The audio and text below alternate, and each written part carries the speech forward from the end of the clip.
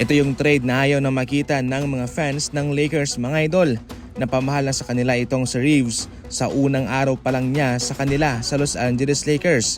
Pero pwede po itong gawing advantage ng Lakers itong magandang inilalaro sa ngayon ni Reeves at sa kanyang ina-average na halos 40 puntos na bawat laban.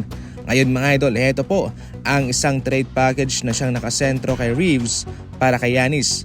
Si Giannis sa Los Angeles Lakers, bilang kapalit Reeves Hachimura para sa Milwaukee Bucks. Isang first round pick sa 2029 at sa 2031 at isang pick swap naman sa 2028 o 2030.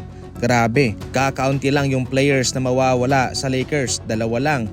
Sa kanilang draft asset naman kakaunti kumpara sa posibleng hingin ng Bucks na nasa 4 hanggang 5 draft picks. Yan po'y dahil sa laki nitong value ni Reeves sa ngayon sa Los Angeles Lakers. Kaya ito ho'y magandang trade package sa kanila sapagkat walang masyadong mawawala sa kanilang rotation kumpara sa mga nagdaang proposal na nasa 3, 4 o 5 player. Ngayon, 2 lamang. Sa ngayon mga idol ay walang problema itong Los Angeles Lakers. Okay naman ang tinatakbo ng kanilang kupunan.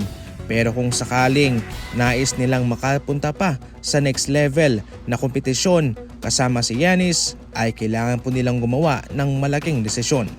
Sa tagal ng paghihintay ng Pelicans kay Zion Williamson na sila'y magkaroon ng tagumpay under sa kanyang pamumuno, sa ngayon ayon mismo kay Chris Dodson at kay Brett Siegel, ang Pelicans ay handa nang mag-move on sa kanya. Sa ngayon mga idol, ayon sa impormasyon ay iti-take advantage na lang po ng Pelicans itong pagtaas sa ngayon ng value ni Zion para sila'y makakademand ng maraming asset sa trade market kumpara sa kung kanilang hihintayin na bababa na ang kanyang value.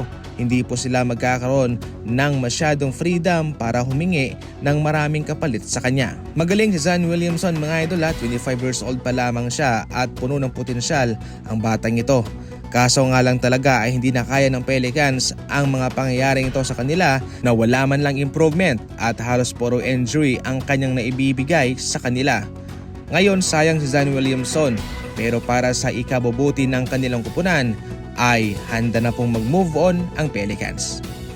Sa ating huling balita naman mga idol ay naging subok na role player itong si Bruce Brown para sa Denver Nuggets. Siya ay nakaka-blend in sa anumang trabahong ibinibigay sa kanya kahit na sa panahon ni Coach Michael Malone at ngayon naman sa panahon ni Coach David Adelman. Kung kailangan ng tira sa labas, nakakapasok po itong si Bruce Brown ng 3. Kung sa ball handler naman, well, makakabigay siya ng nasa 5 assist para sa kanyang kupunan. Kung sa wing type player naman, nakaka-slash itong si Bruce Brown, nakaka-atake. Kung sa perimeter, meron din po siyang jumper.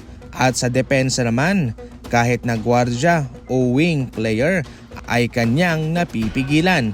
Lahat mga idol ay nagagawa nitong si Bruce Brown at ito po yung pinaka-importante para sa isang malalaro na nasa stack na team na maraming star player. Kailangan po ito ni Nikola Jokic at ni Jamal Murray na kahit na sa isang player lamang ay marami silang makukuhang tulong.